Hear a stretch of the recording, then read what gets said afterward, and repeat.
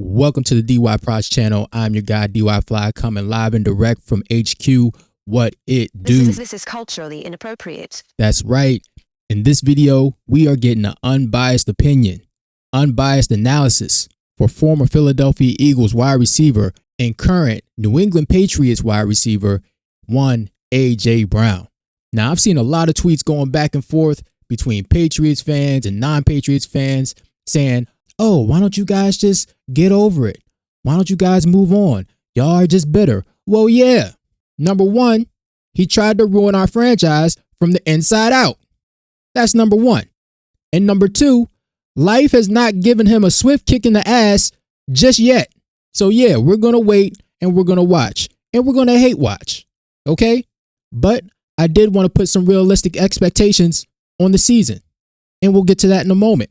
But I've seen a lot of phony people out there hoping that A.J. Brown has a bad season just off the strength of GP. Yeah. Just phony. Why don't you just come out there and say it? I'm not saying I'm going to say it, but I'm just saying. Why don't you just come out and say it? And I'm going to help you out. The philosopher Carl Jung once said, don't worry about trying to be good or trying to be bad. Focus on being whole, integrating your shadow self, meaning the bad parts that you try to suppress. You need to integrate that with the so-called good part of yourself so you can be free and you can be whole. So just say it. It'll liberate you. Okay? Now, we're not wishing that he gets one of them Joe Theismann type joints with a bone sticking out, you know? Nobody wants to see that. That's gruesome. But, you know, if he steps on a penny real hard while it's standing straight up and those jello knees can't hold up and he's out for the season, then, you know, it's like Kanye said, what doesn't kill you will make you stronger, right? I'm just saying. But I wanted to do this video, and right on time, Matt Harmon, the creator of Reception Perception, and his partner James Coe dropped their video on their outlook on how they see A.J. Brown on where he is in his career at this current time. And for those of you fantasy players that are initiated, you probably know about Matt Harmon and his work. And for those of you who play fantasy football and who are not initiated and do not know about Matt Harmon, well, you're welcome. Like I said before, Matt Harmon is the creator of Reception Perception. So what he does is he tracks receivers. He tracks receiver stats, the routes that they win, the percentage that they're winning at, the best routes that they run, everything wide receivers that you can think of. This man tracks in. He's been doing it for 10 years, right? So he's one of the best in the business. He's credible. And I'm going to leave the link to the video in the description. And I would suggest you guys give him a follow. But I wanted to do this video so I can cover all the points that I wanted to hit, so I wouldn't have to be talking about it throughout the summer, and I can just reference this video. I hope this video doesn't go too long, but this is a two-part series. One with this video and their unbiased perspective, and also there's a part two with players' perspectives that I found interesting that I wanted to touch upon. And on top of that, we can give you some talking points just in case any jabroni brings this up in conversation. So without further ado, they're going to give their thoughts, and I'm going to chime in. All right, so still they're getting a first round pick here, are the Eagles, and I think that it sounds like Howie Roseman really wanted to hold out for a first, not like, all right, let's take a 27-second. No, so they wanted a first, but still, it's some level down, theoretically down of compensation, and I think that informs what should be our expectations here going in with A.J. Brown. Is that I don't think that the Patriots are expecting to get prime peak A.J. Brown, and let's be clear when I say that prime peak A.J. Brown is a top 3 to 5 receiver in the NFL. Right. I do not think that A.J. Brown will be a top 3 to 5 receiver in the NFL this year for the New England Patriots. That's just my read on it based on what he was last year, which we will unpack here, and the fact that he is a 29-year-old receiver. He'll turn 29 later this month. A 29-year-old receiver with a long history of lower body injuries. I mean, this is a guy who he was talking about this after they won the Super Bowl in the 2024 season, that he was getting his knee drained twice every week leading up to throughout that season. Well, that doesn't sound fun. Ladies and gentlemen, this is a unbiased perspective, okay? This is a person that does not have a dog in this fight. Now, I don't know about you, but it sounds like A.J. Brown is cooked. All right. Oh my goodness. But seriously, the only way AJ Brown will get his numbers, right? Number one is if he stays healthy. And number two is if the Patriots, they use him more in the slot, like kind of how Larry Fitzgerald was used at the back end of his career. They put him at the power slot, and his volume and his catches, they'll be higher, but his ADOT and his yards per catch, that will come down a little bit lower. So his yardage total at the end of the season will look closer to 1,100 yards, 1,150 or something like that. So I think that's the only way he'll be able to get his numbers. The over-the-top stuff, I don't know if he got it like that anymore, but it remains to be seen. No, it does not. He came into the NFL with chronic knee issues. It was just it's a part of his journey. Now, he has obviously been able to not just play through that, but he's been able to thrive while being that player. Everything just gets a little difficult with time and with age, as we all can attest to here. I mean, he dealt with hamstring injuries last year, and I'll talk about this when we get into the profile, but I think we can make an argument that he was an incredibly diminished version of himself in the first half of last year prior to the Eagles' Week 9 bye while playing through hamstring injuries. So again, I think that's just the risk here that we should acknowledge. You know this about me, James. I say it all the time. Receiver aging and decline and age cliffs and curves is like my least favorite and yet favorite discussion to kind of have about the position, because I love talking about it because I'm a dork, but I also hate talking about it because, one, it's kind of obviously sad. And if you guys remember early in the season, I believe it was the Dallas game, but it might have been afterwards. But Jason Avant, when he was watching the film, he said that the corners were playing up on AJ, kind of like they weren't worried about him running by them, right? So whatever damage AJ Brown was going to do, it wasn't going to be anything deep down the field. Everything was going to be 5 to 10 yards in front. And I have a rhetorical question. When's the last time you saw AJ take a slant from 20 yards out to the crib? That's what he was known for in Tennessee, right? Let's continue. We want these guys to be able to be awesome forever. And then two, because there's no real rules here. Sometimes we see guys go right off the cliff, and sometimes we see guys decline and age gracefully. And how that goes with AJ Brown, obviously, we shall see here in 2026. A huge drop-off across the board. When we take a look at the overall numbers, 69% success rate versus man, a 73% success rate versus zone. My mind can't even comprehend this drop-off. That's a 10-point drop-off in terms of success rate versus man coverage, and an 8-point drop-off when we're taking a look at his zone success rates. And again, 73% versus zone. Oh my goodness gracious, that's 16th percentile. That's not what we want. And again, if you guys follow the work, we want to see 70% versus man, 80% versus zone. And you guys hit the like button. Go ahead and subscribe too. Nobody else is giving it to you like this. So instead of getting that stepped on version somewhere else, you're getting the uncut, unfiltered version over here. The high is better. Yeah, he's still somewhat in that ballpark for the man score, but man, that zone number has dropped off. But again, a 10-point drop off in man coverage scores. Matt, this is a huge drop off for a player. This is, again, year over year. This is not looking 2 years ago or 3 years ago. No, this is from 2024 to 2025, a massive drop off for AJ Brown. Yeah, and I mean, again, this is the drop off is from being one of the best receivers in the NFL. AJ Brown, like I honestly hope I'm wrong about everything that I'm saying here. I want to be incorrect in my fear and just like the level of concern I would have about this. And again, I think the Patriots are acknowledging that risk by not giving up a 2027 for like a first and a third round pick, or what you would typically give up for an elite top 5 receiver. That's not what they gave up. That's not the compensation here. In addition to the fact that like the Rams, this is from Jeff McClain, who covers the Eagles, the Rams were in on the AJ Brown trade. Remember, this was reported, and then they got out because of what they saw in the medical report. That's the reporting according to Jeff McClain. Now, we all saw that report, and the Rams, they are a great organization. They do things differently than what we do, but they still get the job done, right? Now, did they back out because they no longer wanted AJ Brown because of the knee issue, or was that gamesmanship? Did they want to put it out there that, yeah, he does have a knee issue, to try to diminish his value to see if they can get him for the cheap? Eagles were concerned with how he might age over the next 2 to 3 years. So it's again, I want to be wrong, and like we get top 5 receiver in the NFL, AJ Brown again this coming season, because he's one of my favorite receivers of this last era. Like reception perception has been pointing to this guy being elite way before he was even producing those stats, to the point that from 2020 to 2024, AJ Brown averaged a 78.9% success rate versus man coverage and an 82.9% success rate versus press. Like, those are truly elite numbers, best in the league type deal. And once you get to Philadelphia, he actually cranked his success rate versus zone up consistently over 81% in those first few years with the Philadelphia Eagles. Like, again, I think slamming the door shut on the fact that this guy was a top 5 receiver in the NFL. Top 10. Which means he had his best years in Philadelphia. Okay.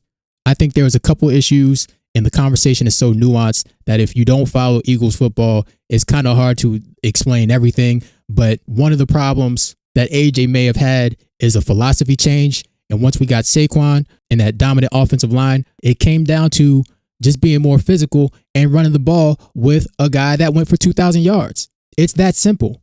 In the 100+ year history of the NFL, there's only been 9 or 10 players that's gone for 2,000 yards.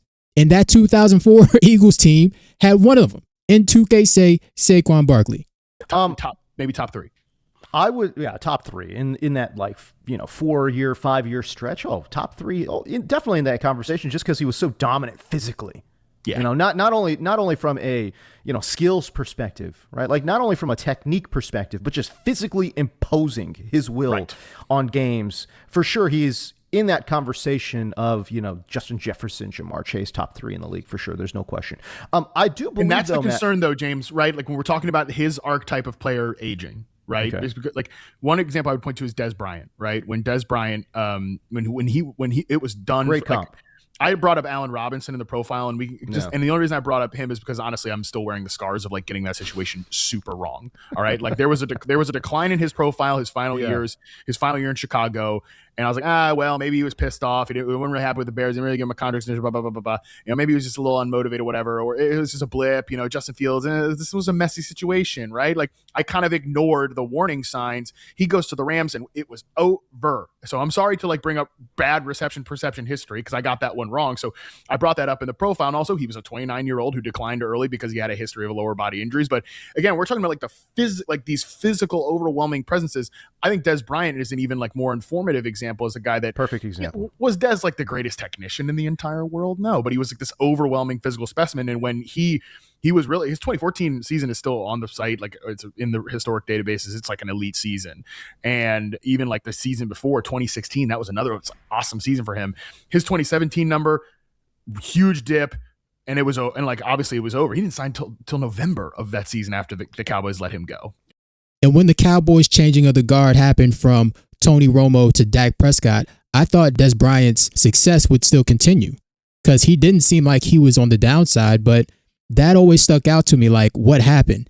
Was it a physical issue or a chemistry issue with Dak? I've always wondered that. And these physical receivers, I've pointed out on my channel a couple times, but these big body physical receivers that went downfield, the Julio Joneses, Demaryius Thomas, Andre Johnsons, they tend to fall off right around the age 29 or 30, right? That's when they tend to fall off. And then that 900-yard for a 4 or 5 touchdown season tends to pop up. The only person that has success with that body archetype, I believe, is Andre Johnson at the age of 31 or 32 or something like that, if I remember that correctly. And plus, all those guys are more physically imposing than AJ, right? They're like 6'3", 220 plus. AJ is only 6'1". And for someone that is 6'1", there is a clear difference between 6'1" and 6'3". Trust me. And for, comparison, are we saying that AJ Brown is better than Julio Jones? I think not. Are we saying that AJ Brown is better than Andre Johnson? I don't think so. Are we saying that he's better than Demaryius Thomas? There's a case, but those guys have the same archetype along with Des Bryant. And was it because of injuries that his numbers took a dip, or was it because he just phoned it in? We're going to find out. And then he tore his Achilles with the Saints, and it was just done for Des. But, like, Brown, I don't think is, like, I think Brown is a better technician than Des. So, like, we'll talk about that as his game ages. But I just think that's, like, important to bring up when we're talking about, like, the archetype of receiver here, and why, like, it can go quickly and go early for some of these guys. I don't think Brown is like Des in that way. I think he's a better, like, route runner and technician than that. But just agreed. Want to throw that out there. I think what you're presenting, the listeners out there, and certainly in your writing here, is, I think, very different than what the mainstream or common thought on AJ Brown is. And shoot, we posted, Reception Perception posted about AJ Brown, and just go read the comments. I mean, literally everyone does not believe that that was a decline from AJ Brown. There's not a single comment out there that thinks that this can't be solved and fixed going to 2026. That's why I'm saying what you are saying right now and what you wrote in your profile, I think is very much in the minority. It's a very vocal minority. Don't get me wrong here, but I think you're very much in the minority in saying that he did not phone in his 2025 season, right? That it wasn't, yes, he may have been upset with his situation, but that does not cover everything that has been covered in terms of a route by route situation here. I think I'm getting that right in what you're saying here. And I know for sure the public sentiment is that, man, he's going to go to New England. He's going to get his mind right. Coach is going to move him around, and we're going to see dominant AJ Brown again because he absolutely did phone in his 2025. I think that's the popular sentiment, is it not, Matt? That everyone believes that he truly, honestly did not care about 2025, and then in 2026 he's going to get his head screwed on right, and he's going to be super engaged and going to help the New England Patriots get back to the Super Bowl. And that's my main question. Can he just flip a switch and say, oh, okay, now I'm going to put full effort in? You know, he might even be half-assing it in training camp. And once the bullets start flying during game day, will his body hold up? It's going to be interesting to watch. Now, I personally believe it was a combination of both, of lower body injuries and him phoning it in. But we're going to find out if he can just flip the switch for the Patriots and then turn it on all season. You know, again, his success will come if they put him in a slot, play him as a big slot. And, you know, again, his volume and his catches will go up, but his average yards per catch and his ADOT, that'll go down. Well, I think there's two separate things there. One, you mentioned the move around point. We'll come back to that and like why that. I think they can help AJ Brown in that way. Yeah. I think to the idea that he phoned it in last year. Yeah, it's so mainstream that I'm like, okay, prove it. Who has he said like, yeah, I was phoning that shit in? I mean, you have no idea. That is a total and complete guess. Maybe it's correct. Okay, like maybe that's true. So but it's still like what reception perception is showing you. What I am telling you is that the film last year didn't look like previous seasons. So I think that's like the idea here is, okay, did he phone it in? I have no idea. And by the way, neither do all of you out there who are just like saying this as fact. That's what's like almost borderline annoying to me, that people are just like, well, he was fun. You have no idea. You're totally guessing that. I mean, this guy's been reading freaking books on the sideline dating back to a couple of seasons ago when he was putting up the best numbers in the league in reception perception. He was number 1 in success rate versus man coverage in 2024. Again, this is an unbiased opinion. This is a guy that does not have a horse in this race. He's just giving you the facts, all right? He's just giving you the numbers. Reading books. Then he just decided, oh, no, now I don't know. Again, maybe he was loafing it on a few routes here and there. I don't think it was all game. To me, that's nuts. By the way, like, and I know that there's like the popular example is, and because I've said this on social media, but obviously the popular example to what I'm about to say is literally another Patriots veteran acquisition, Randy Moss. People like a lot of comps.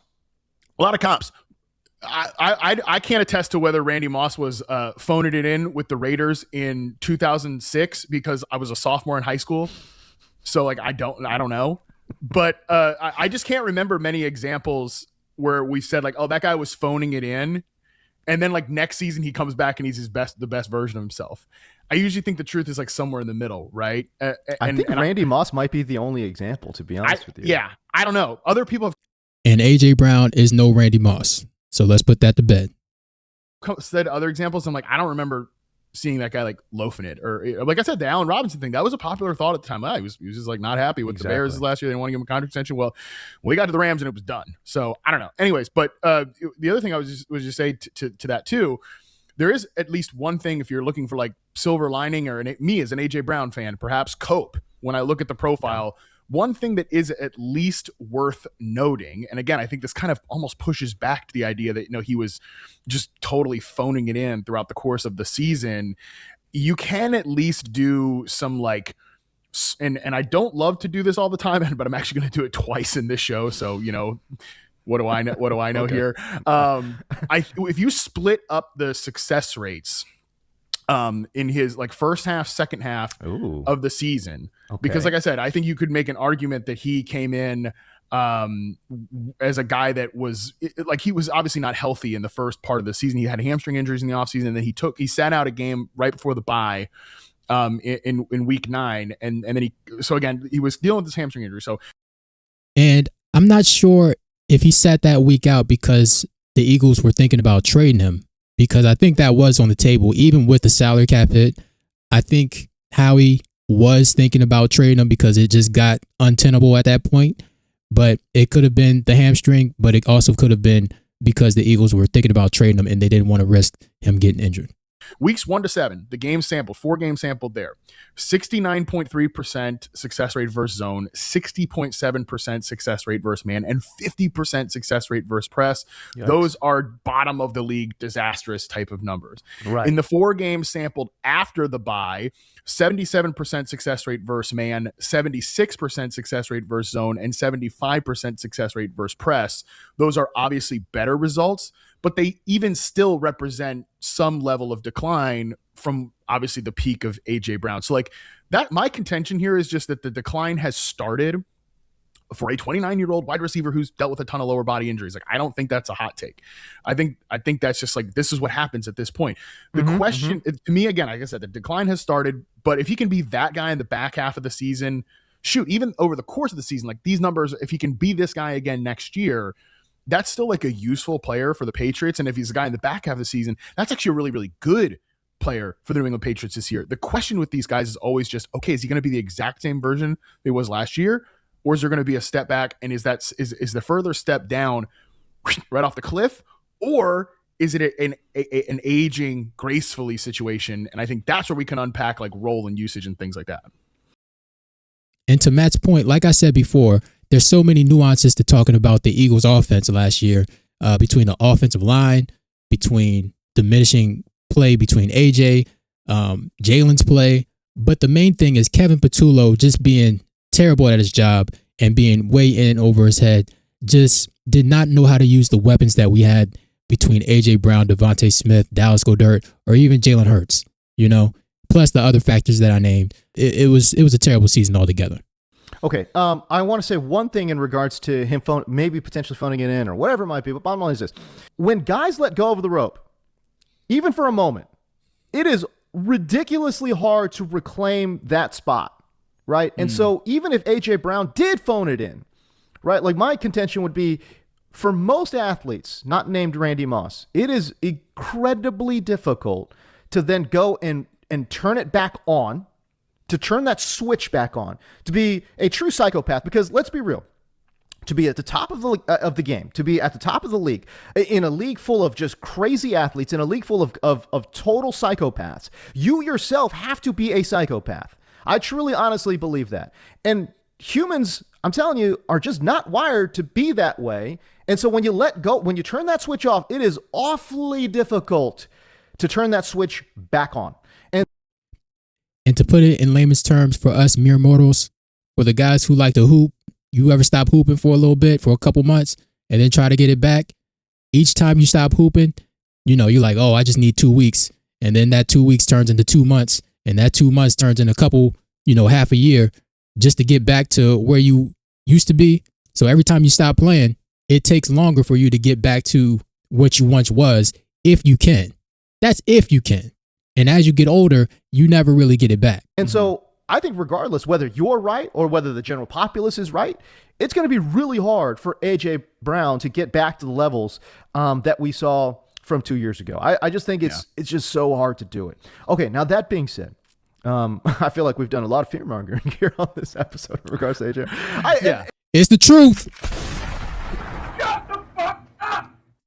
And the thing is, you talk about the silver lining there, splitting up. I see another silver lining, and I know you see it too in New England, in that I think the role for him will be different. Actually, as a matter of fact, quite different than what we have seen the last couple of years there in Philadelphia. I'm encouraged by the fact that they already signed Romeo Doubs.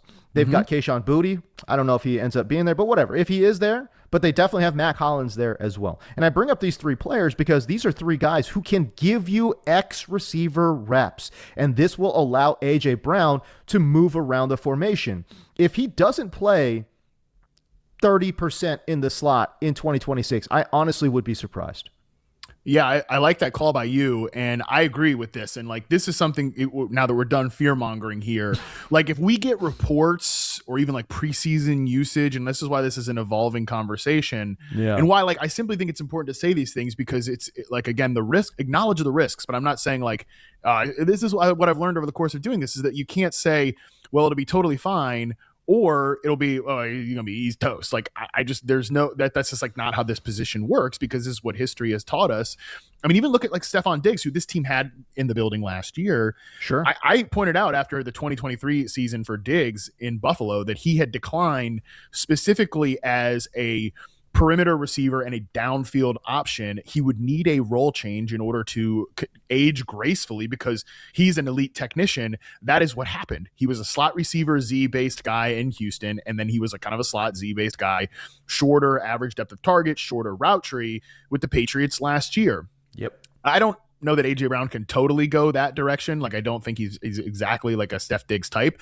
However, very similar situation here, where the routes that A.J. Brown declined the most on, 9 post corner. I mean, those routes are a steep drop off from the player that he was previously. And because he was still the X receiver for the Philadelphia Eagles last year. And by the way, like, just one quick point, I know, and I'm not like some Kevin Patullo defender here, like the Kevin Patullo apologist, but what are you, Matt? Because it wasn't good last year. No, but I think there was like an insistence that, oh, like he had really changed A.J. Brown's role and route. No, like he was generally in the same ballpark route tree wise of what we've seen the last few years, which was a very straight line vertical route tree. A lot of nines, curls, some slants and stuff like that. But the routes that A.J. Brown's still really good on, like his out route success rate is 84%. That's an incredible number. Dig route success rate, 77.3%. Really good number. Slant route success rate, just under 83%. Awesome number. Flat route success rate, James Coe's favorite route, 90% success rate. Like these breaking routes, he's still really good on, and you can access those routes better if you lean into like a different role for him as kind of like a movement Z-based option. An interesting point, if you look back at the last time that A.J. Brown and Mike Vrabel were together, the 2021 season with the Tennessee Titans, and look, maybe I'm reaching here, okay, because but it's at least an interesting note. Remember, they traded for Julio Jones that year to the Tennessee Titans, and they basically just dropped him right in the X receiver spot and moved A.J. Brown, who had consistently been an X receiver for this Tennessee Titans team. They moved him to the Z receiver position. So last time we saw Mike Vrabel and A.J. Brown together, he took a career high 62% of his sample snaps off the line of scrimmage, a career high 4.2% in the backfield, with 69% of his snaps outside. That is the second lowest rate of his career. And I agree with you, like, I know Kayshon Boutte's been like on the trade block and all that, and he's not been in camp. He's a little unhappy, I guess. Leave him in the sacrificial X receiver role. Romeo Doubs has been a really good X receiver for the Green Bay Packers the last few years. Like, why does he have to become the Steph Diggs replacement? Like, let him, because Doubs is good in that role. We have proof of concept of that, and he's a second contract player. He's in the theoretical prime of his career.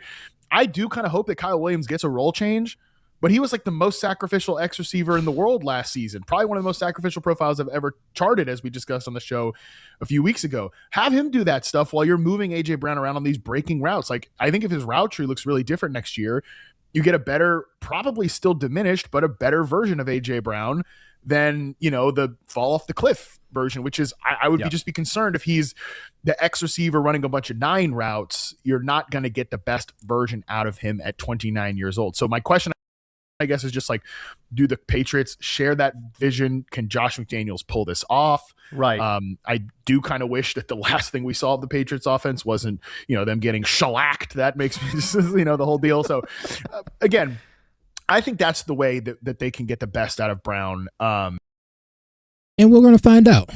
Again, I think the best way for him to get his numbers, if he stays healthy and they use him kind of like a Larry Fitzgerald, and then in spots, if they want to target him downfield, then okay. But we know these NFL defensive coordinators are kind of fickle, and they're not going to completely take out A.J. Brown and have someone like Romeo Doubs or a Pop Douglas or anybody else on the team. They're not going to just completely take A.J. Brown out and have somebody else beat him. It usually doesn't happen that way, but A.J. Brown, he's going to get his numbers. I still believe if he's used like Larry Fitzgerald and then in spots, have him win one-on-one on the outside, then that'll be the only way to keep him happy. But if they just put him on the outside and tell him to go win, that's not going to happen. It's not going to happen, and he's not going to be happy. And then we can all experience the 4th of July in October. Okay? And lastly, my prediction for A.J. Brown's stats for this season. You see that he had 78 receptions for 1,003 yards and 12.9 yards per reception, right? So let's just say he has 90 catches for 13 yards per catch. He ends up the season with 1170. So that's my final prediction for him. The touchdowns, that's going to be key. Do I think he can get over 7 touchdowns? Yes, I do. I think he can get like 10 or 11. But that 1,500 yards, 1,600 yard season where he just goes completely ballistic, that is not happening. I promise you that's not happening. All right. I could be wrong. But I doubt it. That's all I got. I just wanted to give this unbiased take from Matt Harmon and James Coe. Again, I'll leave the link in the description. If you're a fantasy player, then go subscribe. And in fact, 2 weeks before the A.J. Brown trade happened between the Eagles and Patriots, I traded away A.J. Brown in my fantasy league. Me and Howie talked. He asked me, yo, D, are you getting rid of A.J.? I said, yeah. And I think you should too. Right? So I got back Nico Collins. We just did it straight up. Nico for A.J. Brown. Nico Collins is a year younger. I know he has lower body injuries, but I'm hoping that he'll maintain his value for at least a year so I can flip him and get something else next year. That's my plan, but we're going to see how that all plays out. But yeah, man, stay tuned for part 2. Like, comment, and subscribe.